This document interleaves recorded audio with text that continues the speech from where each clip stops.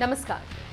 Power, पैसा, position, राजनीति ये सब दिलाती है, लेकिन अपने साथ दुश्मनों का खानदान खड़ा कर देती है।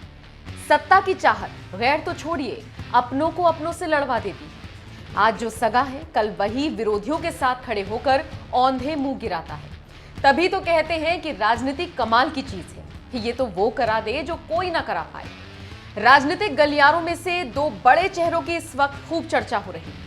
एक तरफ है महाराष्ट्र के मुख्यमंत्री उद्धव ठाकरे, दूसरी तरफ है केंद्रीय मंत्री नारायण राणे। कभी एक ही पार्टी के लिए काम करने वाले इन दोनों नेताओं के बीच पिछले 25 सालों से 36 का आंकड़ा चला रहा है। यूं तो ये लड़ाई हमेशा से ही सार्वजनिक रही है, लेकिन इस बार इसने अपना स्तर बहुत गिरा दिया।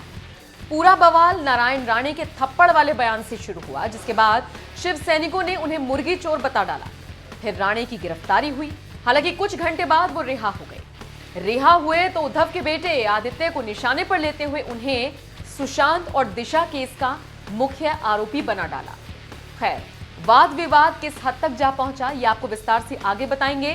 पहले आपको बताते हैं इस पूरे विवाद की नींव कहां रखी गई। उद्धव और राणे के बीच की ये तकरार आखिर शुरू कहां से हुई।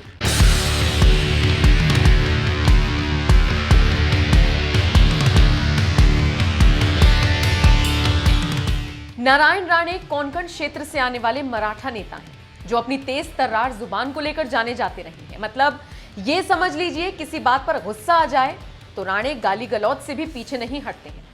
कभी महाराष्ट्र सरकार में मंत्री के पद पर आसीन हुए राणे को बाला साहेब ठाकरे ने महाराष्ट्र का मुख्यमंत्री बना दिया था। हालांकि कहा जाता है कि ये बाल ठाकरे का एक तरफा फैसला था, क्योंकि शिव सैनिक राणे को खास पसंद नहीं करते थे। उनके विरोधियों में न सिर्फ शिव सैनिक बल्कि बाल ठाकरे के बेटे उद्धव भी शामिल थे। बताया जाता है कि उद्धव राणे और उनकी नीतियों का खुलकर विरोध करते थे।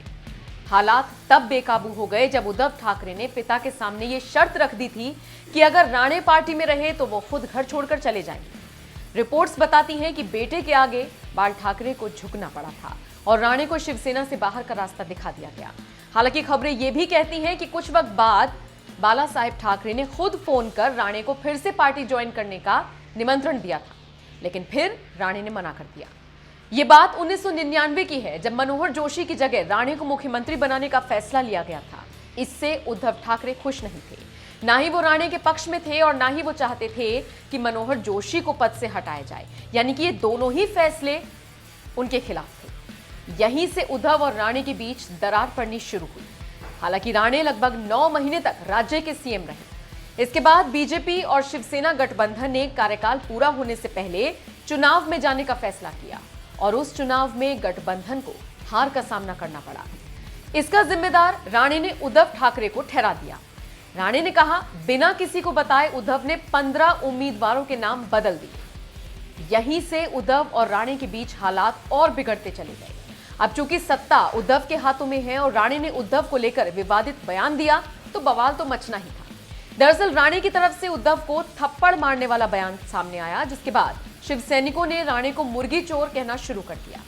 इतना ही नहीं, खाना खाते वक्त नारायण राणे की गिरफ्तारी हुई तो बीजेपी अपने नेता के समर्थन में खुलकर आ गई। खुद राणे ने भी उद्धव के बेटे आदित्य को लेकर कई गंभीर बयान दे डाले। राणे ने आदित्य ठाकरे पर सुशांत और दिशा सालियान मौत मामले से जुड़े होने के आरोप लगाए। खैर, फिलहाल इन दो नेताओं ने सियासी पारा गरमा दिया है। आने वाले वक्त में ये विवाद कहां तक जाता है, देखने वाली बात होगी। आपका इस पूरी खबर पर क्या कहना है, कमेंट करके अपनी राय हमें जरूर दें।